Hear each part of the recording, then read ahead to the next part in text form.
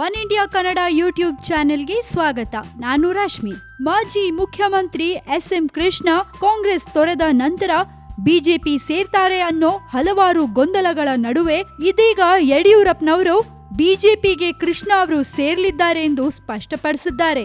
ಮೋದಿ ಮೇಲಿನ ಗೌರವದಿಂದ ಕೃಷ್ಣ ಬಿಜೆಪಿಗೆ ಸೇರ್ಪಡೆ. ಪ್ರಧಾನಿ ಮೋದಿ ಅವರ ಮೇಲಿನ ಗೌರವದಿಂದಾಗಿ ಮಾಜಿ ಮುಖ್ಯಮಂತ್ರಿ ಎಸ್.ಎಂ. ಕೃಷ್ಣ ಅವರು ಬಿಜೆಪಿಗೆ ಸೇರ್ಪಡೆ ಆಗ್ತಿದ್ದಾರೆ ಎಂದು ಮಾಜಿ ಮುಖ್ಯಮಂತ್ರಿ ಹಾಗೂ ಬಿಜೆಪಿ ರಾಜ್ಯಾಧ್ಯಕ್ಷ ಬಿ.ಎಸ್. ಯಡಿಯೂರಪ್ಪ ತಿಳಿಸಿದ್ದಾರೆ. ಕಲಬುರಗಿಯಲ್ಲಿ ಸುದ್ದಿಗಾರರೊಂದಿಗೆ ಮಾತನಾಡಿದ ಅವರು, ಇತ್ತೀಚೆಗಷ್ಟೇ ಕಾಂಗ್ರೆಸ್ ಅನ್ನು ತೊರೆದಿರುವ ಕೃಷ್ಣ ಪ್ರಧಾನಿ ಮೋದಿ ಅವರ ಬಗ್ಗೆ ಇರುವ ಗೌರವದಿಂದ ಅವರು ಬಿಜೆಪಿ ಸೇರ್ತಿದ್ದಾರೆ. ಅವರು ಬಂದ್ರೆ ಬಿಜೆಪಿಯು ಮತ್ತಷ್ಟು ಶಕ್ತಿಶಾಲಿಯಾಗಲಿದೆ ಎಂದು ಆಶಿಸಿದ್ದಾರೆ.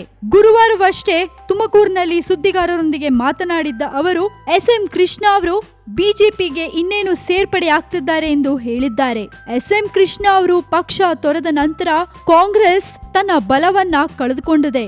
ಈಗ ಎಸ್.ಎಂ. ಕೃಷ್ಣ ಅವರು ಬಿಜೆಪಿಯನ್ನ ಶಕ್ತಿಶಾಲಿಗೊಳಿಸಲು ಪಾದಾರ್ಪಣೆ ಮಾಡುತ್ತಿದ್ದಾರೆ. ಇದು ನಿಜಕ್ಕೂ ಹೌದಾ ಅನ್ನೋದು ಇನ್ನಷ್ಟೇ ಕಾದು ನೋಡ್ಬೇಕಿದೆ. ನೀವೇನ್ ಹೇಳ್ತೀರಾ? ಎಸ್.ಎಂ. ಕೃಷ್ಣ ಕಾಂಗ್ರೆಸ್ನಲ್ಲಿ ಇರ್ಬೇಕಾ ಇಲ್ಲ ಬಿಜೆಪಿಗೆ ಸೇರ್ಬೇಕಾ? ನಿಮ್ಮ ಒಪಿನಿಯನ್ ಅನ್ನ ನಮ್ ಜೊತೆ ಶೇರ್ ಮಾಡ್ಕೊಳ್ಳಿ. ಹಾಗೆ ಮತ್ತಷ್ಟು ಸುದ್ದಿಗೆ ಸಬ್ಸ್ಕ್ರೈಬ್ ಮಾಡಿ one India Kannada YouTube channel. ಈ ನಮ್ಮ ವಿಡಿಯೋ ಇಷ್ಟ ಆಗಿದ್ರೆ ಶೇರ್ ಮಾಡಿ, ಹಾಗೆ ಲೈಕ್ ಕೂಡ ಮಾಡಿ.